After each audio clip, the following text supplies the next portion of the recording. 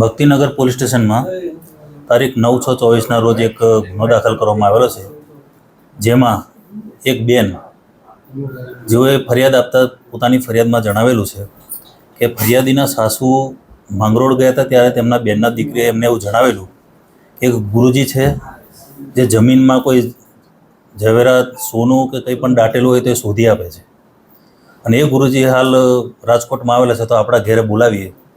જે બાબતે તારીખ 13/5/24ના રોજ ફરિયાદીના ઘરે હાલના જે આરોપી છે ભૂષણ પ્રસાદ રાજેન્દ્ર પ્રસાદ સૈની જેઓ ફરિયાદીના ઘરે રાતે 3 વાગે આવે છે. 3 વાગે આવી અને ફરિયાદીના ઘરમાં આજુબાજુ ફરીને પછી એવું જણાવે છે કે તમારા ઘરમાં 45 કિલો સોનું છે અને સોનું તમને હું શોધી આપીશ, અને આ સોનું શોધવા માટે હાલ મને તમારે 70,000 રૂપિયા આપવા પડશે એમ જણાવેલ, જેથી ફરિયાદીએ તેમની નણંદ વર્ષાબેનના એકાઉન્ટમાંથી 70,000 રૂપિયા રોકડા સ્કેનર પર એમને આપેલા.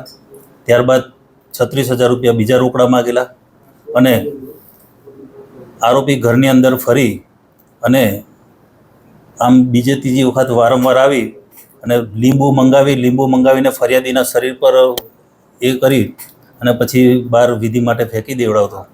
ત્યારબાદ ફરી ફરિયાદીને ઘરે આરોપી છે એ આવે છે અને ફરિયાદીને ફરી એક રૂમમાં બેસાડી અને તેને એ કરીને તેના કપડાં કઢાવે છે. કપડાં કઢાવ્યા બાદ તેને એ કરે છે અને એમ બોલે છે કે બાબાજી કો ભી શક્તિ નહીં આ રહા હૈ, હું ફરી આવીશ. આમ કરીને 4 થી 5 વખત આ રીતના નિત્યક્રમ મુજબ આવે છે. તારીખ 4/6/24ના રોજ ફરી આમના ઘરે આવે છે. ફરી ઘરે આવ્યા બાદ ચૂંદડી ને લીંબુ ને આવું બધું એ કરીને ખાડો ખોદાવે છે. ખાડો ખોદાવીને અંદર મુકાવે છે. ત્યારબાદ ફરિયાદીને એક રૂમમાં લઈ જઈ અને તેની સાથે સૃષ્ટિ વિરુદ્ધનું તેમજ દુષ્કર્મ આચરી અને સવારે તમારા ઘરમાંથી સોનું નીકળી જશે એમ કરીને ત્યાંથી જતો રહેલ છે. આ બાબતની ફરિયાદીએ નોંધાવેલી છે, અને આ ફરિયાદના આધારે આરોપી જે છે એ જયપુરનો રહેવાસી છે, પરંતુ ગઈકાલે સાંજે એની 18:00 વાગે ધરપકડ કરવામાં આવી છે. હાલ મેડિકલ તપાસણી ચાલુ છે અને વધુ રિમાન્ડ પણ મેળવવાની તજવીજ ચાલુ છે, અને રિમાન્ડ પણ લેવામાં આવશે. અને આપના માધ્યમથી હું જણાવવા પણ માગું છું કે આ પ્રમાણેની જો કોઈની સાથે છેતરપિંડી કે કોઈ આવું દુષ્કર્મ થયું હોય તો પોલીસ પાસે આવીને જાહેરાત આપે એવી મારી તમને નમ્ર વિનંતી. હાલ તો રાજકોટમાં પ્રથમ કિસ્સો બહાર આવ્યો છે, પણ આ કિસ્સાની બાદ રિમાન્ડ મેળવ્યા બાદ આપના માધ્યમથી જો કોઈને ખબર પડે ને જો આ પ્રમાણે કોઈ ભોગ બન્યા હોય તો તેમને મારી નમ્ર અપીલ છે કે એઓ અમારી સામે આવે અને એમના વિરુદ્ધ બીજી જે પણ ફરિયાદ કરવાની થાય એ કરીશું. ભોગ બનનારમાં એક જ મહિલા છે, બીજી મહિલાએ તો એના ખાતામાંથી ટ્રાન્સફર કરી. હાલ અત્યારે મેડિકલની બધી શાંતિ કાર્યવાહી ચાલુ છે.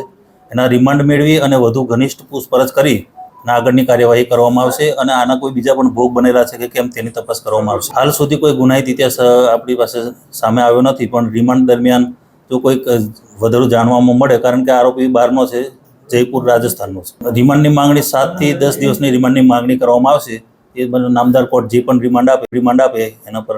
આરોપી મૂળ રહેવાસી હાલ તો જયપુર રાજસ્થાનનો રહેવાસી હોવાનું જાણવા મળેલ છે. ગીર સોમનાથમાં એ કેટલો ટાઈમથી રહે છે એ હજુ ચોક્કસ નથી માહિતી, પણ હા એ જ મેં કીધું કે બીજા કોઈ ભોગ બન્યા છે કે કેમ એ હાલ તપાસ ચાલુ છે, અને રિમાન્ડ મેળવીને વધુ ઘનિષ્ઠ પૂછપરછ કરવામાં આવશે, અને ગુજરાતમાં કઈ કઈ જગ્યાએ ફર્યો છે તેની પણ તપાસ કરવામાં આવશે, કારણ કે શાંતિ એક મેડિકલ એની ચકાસણી માટે ચાલી રહ્યું છે, અને સાંજે પણ એનો વીર્યનો નમૂનો મેળવી શકાયેલ નથી, જેથી હાલ પણ એને મેડિકલ ખાતે મેડિકલ કરવા માટે મોકલેલ છે.